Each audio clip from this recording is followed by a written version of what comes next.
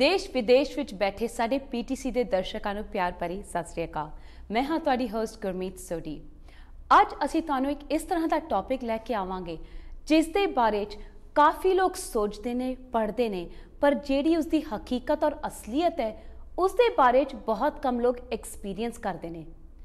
America विच अपने बच्चिआं नूं भेजण दे लई असीं सोचते हां कि वो उत्थे जाणगे, एक अपना नया जीवन बनाएंगे, तो सानू पिछे बैठे जिहड़े माँ-प्यो और फैमिली मैंबर्स ने उन्हां नूं पैसे भेज के लाइफ एक प्रॉपर तरीके नाल संवारनगे। बट जदों तुसी उन्हां नूं किसी दे हवाले कर दिओ, agents, what do you know, वो किस तरह तुहाडे बच्चिआं नूं उत्थे भेजणगे, और is there a right way they will cross the border. कदी कदी बॉर्डर क्रॉस करन दे टाइम ते उन्हां नूं जिहड़ी प्रॉब्लम्स आंदियां ने, तुसी उस दे बारे च कदी पहले सोचदे हो कि व्हाट हैपन्स जे उन्हां नूं पुलिस या इमिग्रेशन डिपार्टमेंट उन्हां नूं पकड़ ले, ते फिर उन्हां दे उत्ते की बीतेगी या तुहाडे उत्ते की बीतेगी, टू अंडरस्टैंड एंड नो कि तुहाडे बच्चे सही सलामत हैं या नहीं। इसी तरह का एक case recently about 12 to 14 months ago शुरू होया सी, जिथे लगभग 100 नौजवान पंजाबी गुरसिख मुंडे इंडिया तो स्मगल करके एजेंट्स के थ्रू अमेरिका भेजे गए। डायरैक्टली अमेरिका नहीं, थ्रू अदर बॉर्डर्स, जिथे चैनल्स के थ्रू उन्होंने अमेरिका क्रॉस करने की कोशिश की। जदों वो न्यू मैक्सीको तो अमेरिका के बॉर्डर विच आन लगे, दे गॉट अरेस्टेड। उस तो बाद उन्हां नाल की होया, the family never knew and never found out कि उन्हां दे बच्चे ठीक ने या नहीं। अटर्नीज हायर करन तो बाद डिड दे गेट आउट? उन्हां दे अटर्नीज ने की कीता? No one had any idea. एक केस कोई अटर्नी लैन नूं भी तैयार नहीं हो रहा सी, बट लो एंड बीहोल्ड 4-5 महीने पहले अ नॉन इंडियन अटर्नी ने इस केस के उत्ते अपनी नज़र पाई, and he decided to take this case and fight for some of the detainees that were stuck in this detention center. We're talking about John Lawit from Wittenberg Law Firm, who's here with us today from Dallas, Texas, who's going to share with you and tell you what happened to some of the detainees, or what's going on with some of the detainees that are still in that detention center. Hi, John. How are you today? I'm very well, Gurmeet. Thank you for having me. It's a pleasure having you here with us and to understand exactly what's going on with these young men. Now, from what we understand, some of these men were in this detention center in El Paso, Texas for about 12 to 14 months. That's correct. And when it started, there were about 100, a little over 100 young men that were there. Yes. Today, there are approximately 40 left who are still trying to get out or are out now, and some of the cases you're handling. Yes, that's correct. Okay, so now, before we go further, I know the families of those young men are also watching this in India. Tell me, you've met these young men in the detention center. What are their conditions like? Well, the conditions in the detention center are okay. That is, people are eating well, people are healthy, they're getting medical care that they may need. It's a comfortable place to be. That's not to underestimate or misstate the fact that it's still a prison, but nonetheless, they are being taken care of, and everybody's healthy there that I have spoken to. That takes care of the people that are in the El Paso detention center. Some have been transferred to other detention centers, and I'm not aware of the conditions at the other detention centers. Okay, now also, from what we had heard through the news or from other outlets, some of these men were not being allowed to have religious freedom to practice their religion. Is that the case? Well, in the El Paso detention center, they are free to practice their religion. There are people that come in whenever they want to see somebody from a Sikh temple. Their arrangements can be made. I do know that this has happened on several different occasions. The men are allowed to wear turbans when they want. And so in that sense, their physical condition is pretty good. It's pretty good. Now, I also want to let our viewers know who are watching this, some of the people, if they don't understand this in English, so just for me to facilitate and translate this for them, I want to let them know कि जेड़े बच्चे जेड़े मुंडे इस detention center, El Paso de detention center विच आन, उन्हां नूं religious freedom allow की जा रही है। उन्हां नूं अगर दस्तार बंधनी अपनी, और दस्तार बंध सकते हैं। जे वो चाहते हैं कि कोई भी ग्रंथी उत्थे आके कोई पाठ पूजा या कीर्तन उन्हां नाल करे, अरदास करे, ਉਹਨਾਂ ਨੂੰ ਉਹ ਵੀ ਅਲਾਉਡ ਹੈ ਤਾਂ ਕਿਸੇ ਵੀ ਤਰੀਕੇ ਨਾਲ ਉਹਨਾਂ ਨੂੰ ਕੋਈ ਵੀ ਰਿਲੀਜੀਅਸ ਪ੍ਰੈਕਟਿਸ ਦੇ ਲਈ ਰੋਕ ਟੋਕ ਨਹੀਂ ਹੈ ਉਹਨਾਂ ਦੀ ਹੈਲਥ ਕੰਡੀਸ਼ਨਸ ਵੀ ਕਾਫੀ ਠੀਕ ਨੇ ਸੋ some of these men from what I understand had to cut their hair. Was that something that was enforced by this detention center, or this was something that they had to, it was their smugglers? Well, it was the smugglers who insisted that they cut their hair because they were going to pass through countries in Central America and Mexico. And the smugglers did not want the men to stand out. And so they told them to cut their hair. Okay, so when we use this word smugglers, I actually think that word perfectly describes who these men are or women who are trying to bring these people into the country illegally. So sometimes we use a fancy term as agents. They're not really agents. They're really people who are taking money from these families and getting these young men here. That's correct. Okay, so to understand and for people to understand how this process really works, the smugglers, as they call themselves agents, they take the money from the families in India, promising them a beautiful life, the American dream life in America, not telling them all the in-betweens and the nitty-gritties that these people have to go through. That's correct. None of the detainees expected that they would be in jail for this length of time. Okay, so when they are told, or what we don't know, what exactly are they promising the families over there? They obviously are not advising them that they're going through all these different channels. Now, do these people bring them to, obviously they're not bringing them directly to America because they're getting caught when they're crossing the border. Well, let me clarify. They're not really being caught. They're voluntarily walking to a port of entry in the United States, walking across a bridge, and then when they walk across the bridge into the U.S., they encounter Customs and Border Protection officers who then after being told that the detainees are coming to apply for political asylum, they are taken into custody and then the asylum process begins. Okay. Now, why are these young men who are crossing over the border, are they that naive? Are they not being informed that if you go through that border, you don't have legal paperwork, you will get caught? Do they not know that? Well, they do because they're told to go to the law enforcement officers at the port of entry and to surrender themselves to the law enforcement officers at the port of entry. So obviously the person who's telling them to walk over is well aware that if they go in without any papers, without any documentation, they're bound to get arrested. That's correct. So they're not giving a full 100% accurate information to these people. That's correct. So they're just walking in without knowing that when we're going in and asking for political asylum, we're asking for trouble here. Yes. To get arrested. Yes, they will all be. The law is clear that if you come to the port of entry and ask for asylum, you are taken into custody. Okay, I want to make sure I let our viewers translate this over for them.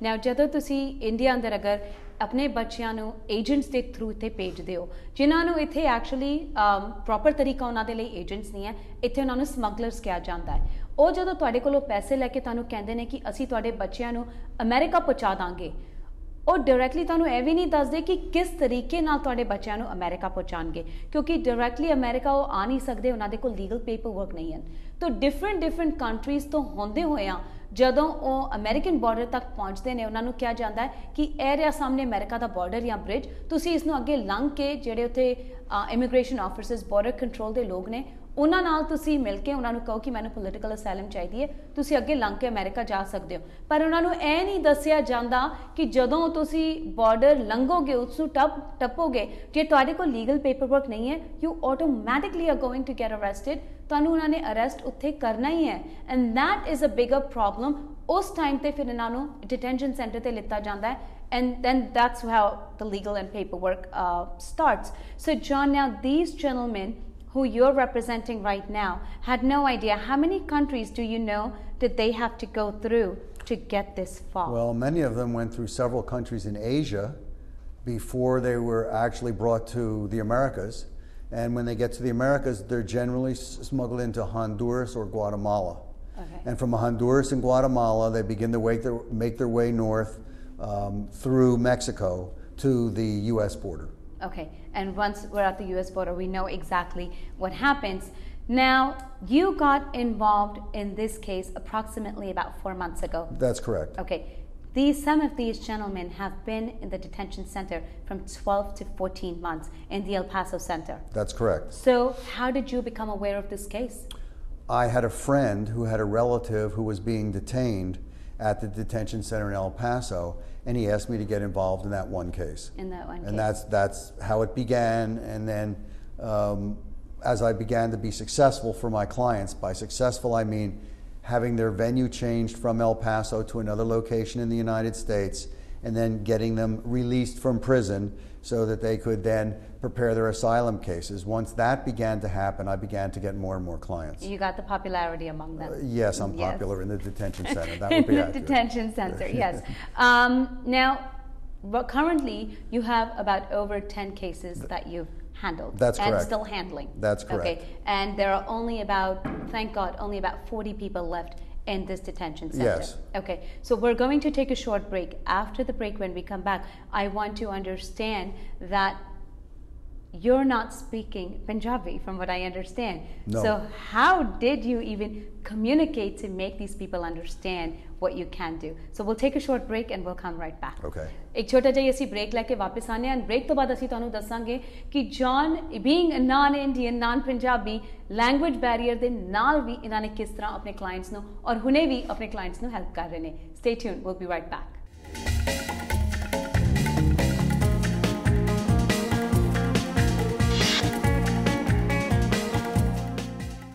Break to baad ਤੁਹਾਡਾ ਸਵਾਗਤ ਹੈ. We continue with our special today about the detainees that are being held in El Paso, Texas.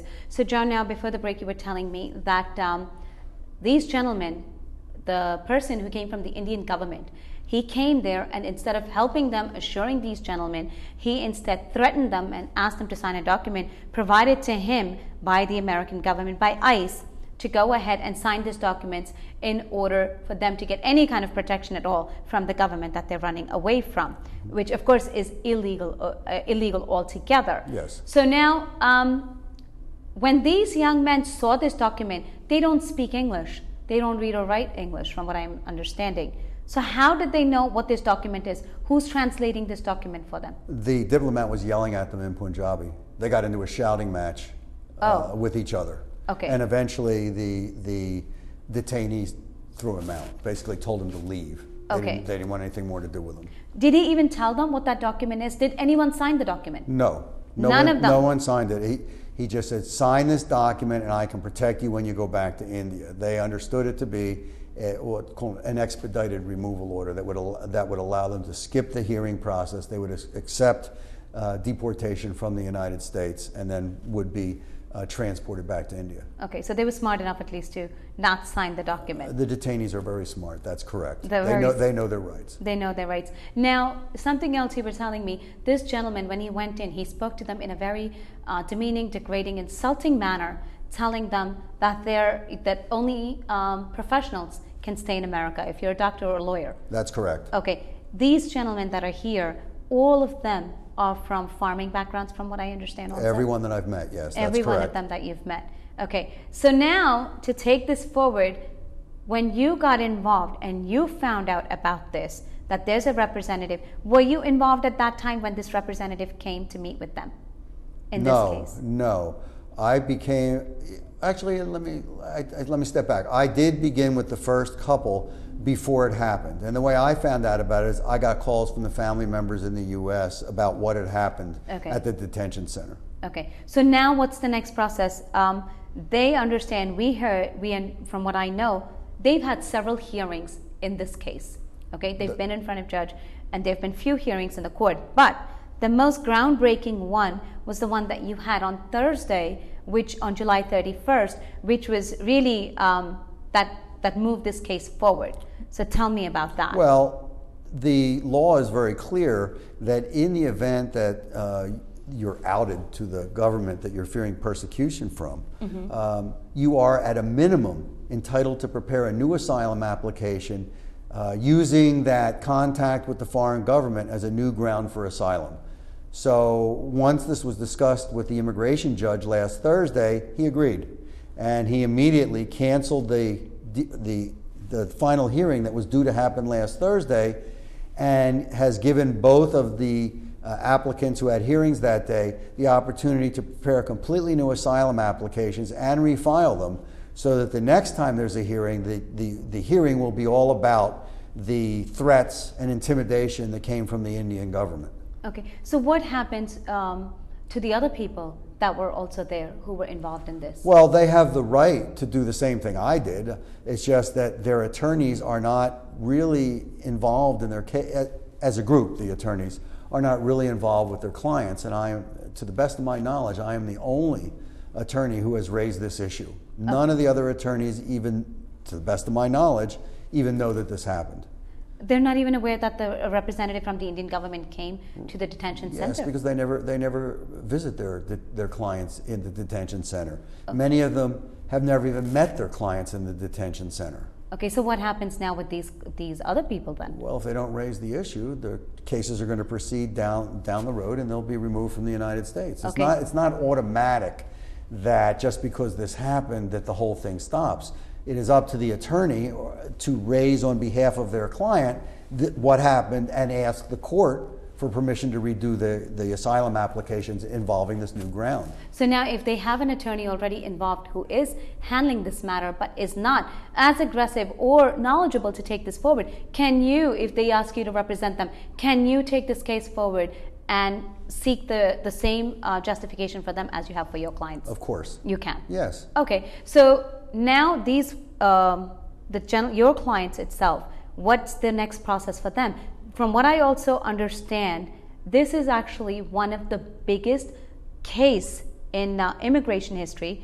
From all of these young men are getting political asylum approval to get their petition signed again. Well, I've been practicing for 34 years, and I've never seen anything like this. I have heard about individuals who are outed to their government, but never such a large group of people, ever. So John, before we took the break, you were telling us the parole process. So from what I'm understanding, it's still there's still time before they get their political asylum case approved. It can be a good few months, maybe a few years, before they get the complete case resolved. But at least they're free to go about in the country.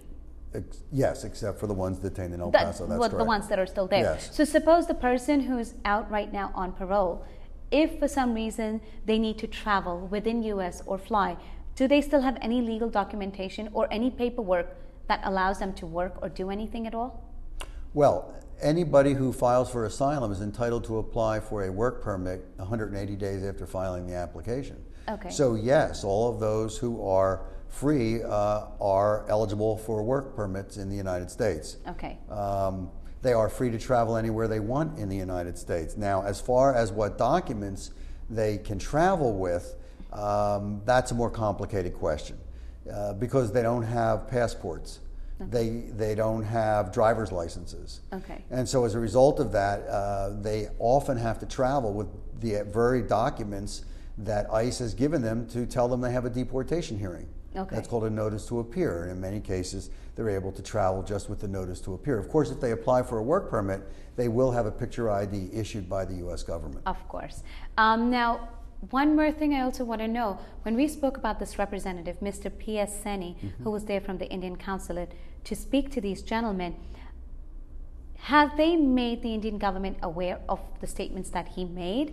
We don't, because we don't know if Indian government actually, in fact, authorized him to make these statements or he did it on his own accord. We don't know that yet. That's correct. Okay, but is he actually a member? Do we know? Is he really a member of the Indian consulate, or did he just say that he is? His name is listed on their webpage for the Indian consulate in Houston. He's listed as a consul. He is listed as a consul? Yes. Okay. So Indian government, I'm sure, knows and they're aware of what's going on, but we don't know 100% of that. Yes. Okay. Now, when we talk about this kind of a process, you've seen this for a long time, these things happening. I know our show's coming to a close. We're running out of time soon. I want to understand from you, seeing this for 34 years now, why do people still continue, of course, to come here and get a better life, but the families, why are they not more well informed of these kind of situations, or how can they get away from these kind of situations? Well, the families are not informed because they there's nobody to teach them U.S. immigration law. The families are desperate to have their relatives get away from the situations that they're facing in India. And so desperation makes you hear what you want to hear. And of course, the smugglers are very adept at sales and promises. And so they want to believe. They want to believe what the smugglers are saying. I'm sure if the smuggler said, well, if we do this, your sons will be in jail for about a year or so before they might be free, I question whether the families would have done this. This is very expensive. It is not a little bit of money to come to the United States and be smuggled. The average smuggling cost is $20,000 to $30,000 US dollars. Oh, wow. That's a lot of money for people in India, for many people in India. Many people. And in fact, from my knowledge, when the time comes to send them to the United States, the families have to beg and borrow money from all their relatives, everybody that they know, to just try to get the money to pay the smugglers. Now, you have represented a lot of Indian cases before, or is this one of the first times that you're representing Punjabi or Indian people? No, I have represented hundreds of Indian clients over the years. Okay, and Punjabis? I've represented dozens of Punjabis over the years. Okay, so we just have to find out a way to get an interpreter to you who can help you convey your message or help you interpret. You know, there is one very excellent interpreter who lives in Dallas, and he is the interpreter that the immigration court in El Paso calls to come and be the interpreter in court. And he has accompanied me to, for example, to Louisiana, where I have another Sikh detainee. And I've asked him, because he's the interpreter, he sees all the cases for all the judges. And I asked him, has anybody ever brought up the fact that the Indian diplomat came to the consulate? And he's there every week, many times doing 2 and 3 hearings. Not one person has brought it up. Really? Yes, and he has, in a sense, his vision is greater than mine, because he sits in all the courtrooms all the time because he's the interpreter. So do you think they're trying to brush this under the carpet and not bring it up, that the Indian representative No, was there? it's lack of diligence on the attorney's part. Okay, so none of the attorneys have brought this up yet? Right. Okay. Not one. I was really shocked that I'm the only one that's bringing this up. Wow.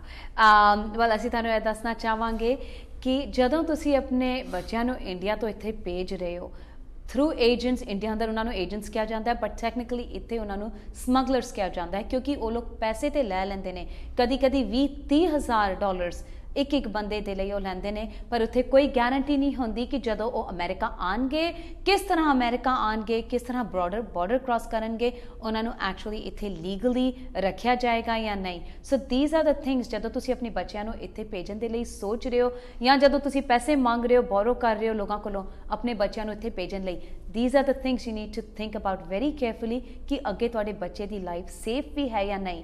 ਔਰ John of course ਕਈ ਸਾਲਾਂ ਤੋਂ ਇਹ ਕਰ ਰਹੇ ਨੇ, 34 years ਤੋਂ, ਔਰ ਉਹਨਾਂ ਨੇ ਕਈ ਵਾਰੀ ਪੰਜਾਬੀ ਸਿੱਖ ਮੁੰਡਿਆਂ ਨੂੰ ਰੈਪਰੈਜ਼ੈਂਟ ਕੀਤਾ ਐਂਡ ਟਾਈਮ ਐਂਡ ਅਗੇਨ ਉਹਨਾਂ ਨੇ ਇਸ ਤਰ੍ਹਾਂ ਦੇ ਕੇਸਿਸ ਦੇਖੇ ਨੇ.